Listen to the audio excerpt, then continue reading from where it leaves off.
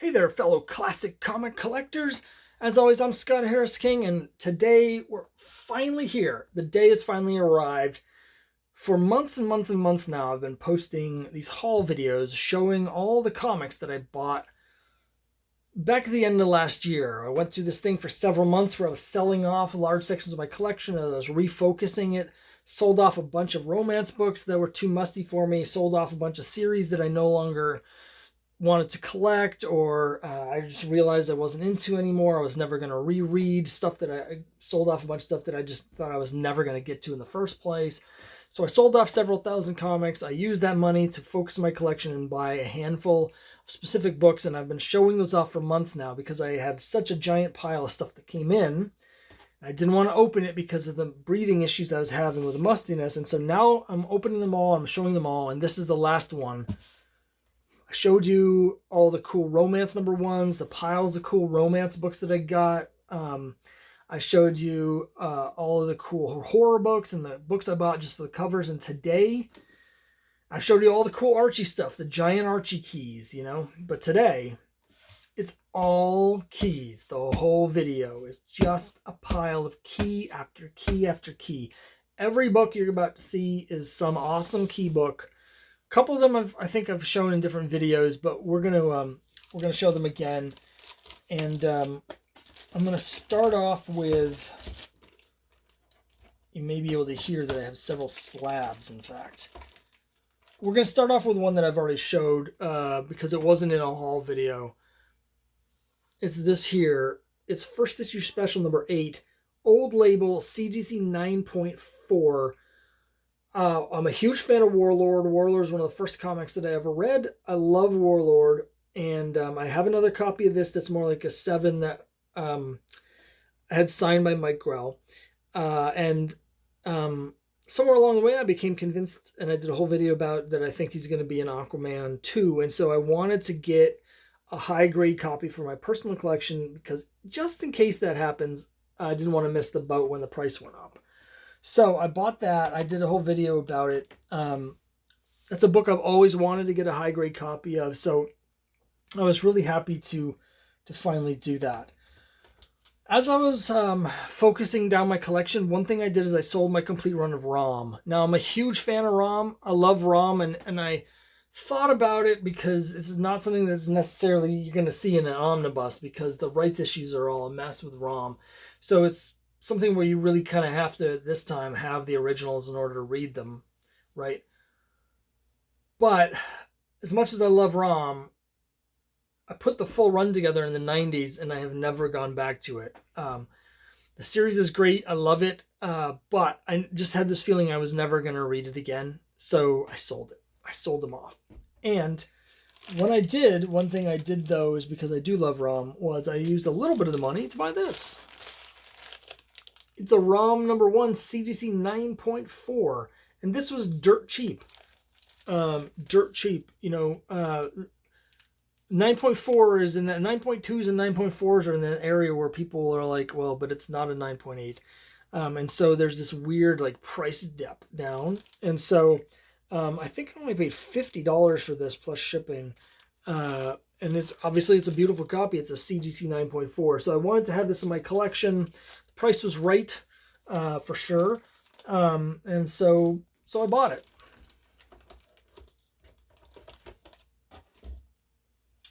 I'm just gonna reorganize these a little bit.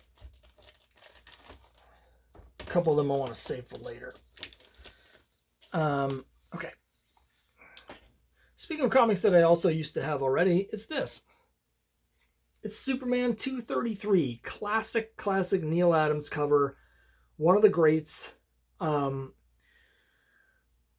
told the story before, but a number of years ago, I put together this full run of all the Bronze Age Superman issues, starting with this one, running until the end of Crisis. So from 1970 to 1986, I had the full run of every Superman series. Superman Action, World's Finest, DC Comics Presents, Superman Family, Lois Lane, Supergirl, the second Supergirl series, the Lois Lane series. I had the whole run for all 16 years. And I sat down to read them in order month by month so I could replicate the experience of being a DC Superman fan in the 70s What I learned was that it was a horrible experience because this comic sucked, and I sold them all off except for the Lois Lanes, basically, and the Supergirls. But these were actually really good. This is Denny O'Neil and Neil Adams doing their thing where they revamp title after title after title. And so it's got the all-time classic Neil Adams cover. So I wanted to get this. It's mid-grade, has a bit of a roll, but it's probably, I think it was advertised as a 5.5. I think that's just about right. I think I paid $50 for it, which is a really good deal. So I was very happy to get this back in my collection. The copy I had before had a crease that ran from here down to here, and otherwise was really nice. So it was, condition-wise, I think it was technically about the same. But this one actually looks a little bit better because it doesn't have that crease. It just has some accumulation of minor things around it. So very happy to get this from the late, great Neil Adams. Classic. Speaking of classic Neil Adams, I'm a huge fan of Green Arrow. At one point I had put together similarly like all the Green Arrow runs from basically Brave and Bold 85, and then all of his solo stuff and team books and backup, because he had all these backup series I had all the way up until he got his own series finally in 87. And because I had to sell off other things that he happened to be in, I don't have those anymore. But I have a Green Lantern and Green Arrow 76 signed by Neil Adams, but I was missing some of the other key books in that run, and I finally got them. Or some of them. Ta-da! It is Green Lantern, Green Arrow 85 with the famous My Ward is a Junkie heroine cover. And then, of course, I had to get the second issue with another classic cover as well. So obviously these set me back a fair amount.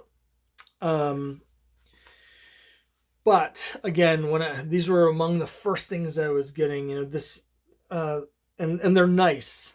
They're nice copies. Like they're in the like 7.5 range. So they're both really nice copies. I wanted to have nice ones. I don't remember exactly what I paid. I think this one was $100. This one was less, but when I made my list of the key books that I wanted to use my money on, these were right at the top. So I was really excited to get both of those. Okay, let me show you this one next. I think this is the only CBCS slab that I have in my collection. It's an Archie key. It's an Archie double entendre cover key. You know how much I hate those, but this is issue 78. It's a 2.0. And it's got a joke that is not any more suggestive than any number of other covers from the period. Archie in the first panel says he's teaching Betty how to drive. And he says, guess you've got the working of the brake and the accelerator down pat, Betty. She says, this learning to drive is the most, Archie. What's next? And he says, now to get the feel of the clutch. And she says, oh, Archie, that's even more fun than learning to drive. And then he jumps out of the car. I don't know. It's a fine, gag. I don't think there's anything particularly salacious about it. She just wants the neck. Big deal. But for some reason, this book is very expensive. I forget how much I paid for this. It was over $100. But when I had the chance to get a slabbed 2.0, it was just what I'm looking for, because I don't want to spend a lot of money on covers like this. So I wanted to get a solid low grade copy, because I wanted to get a solid copy that was as cheap as possible. And so a 2.0 is about it. So very happy to have that. Still got one or two other sort of minor keys.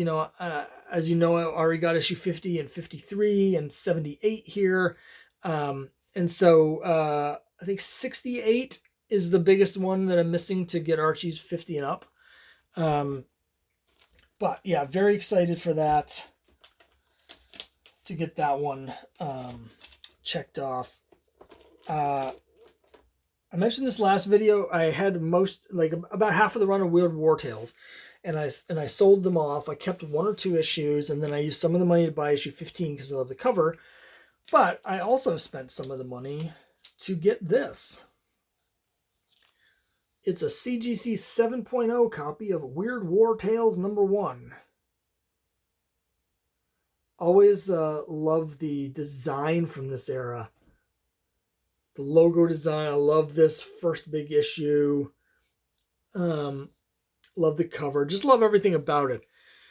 This era here, like the first 5 issues, I think, have these, like, it'll be like second big issue, third big issue, that sort of thing. And there's the 25-cent giants. I love them. I love them. So there's a video I've already recorded, but I don't think you've seen yet, where I was, spoiler, but I was at an antique store and they had a couple more early issues that I ended up buying. So you'll see some of those coming up. So I may end up, even though I sold off my whole Weird War Tales run, I think I may end up putting together a run just of like the first 5 with the giant size ones, because they're so cool. I love the DC 25-cent giants anyway, but these in particular, just the design elements are just so great. So yeah, CGC 7.0. I forget how much I paid for this. I think it was $125. And finally, last 2 books, 2 big ones. I like my books about powerful women standing up for their rights and fighting for justice.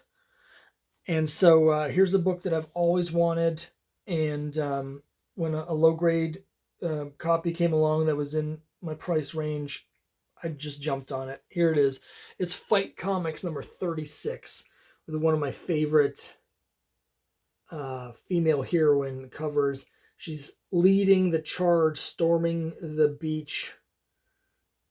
I don't know if it's Normandy. Well, it's got to be Normandy.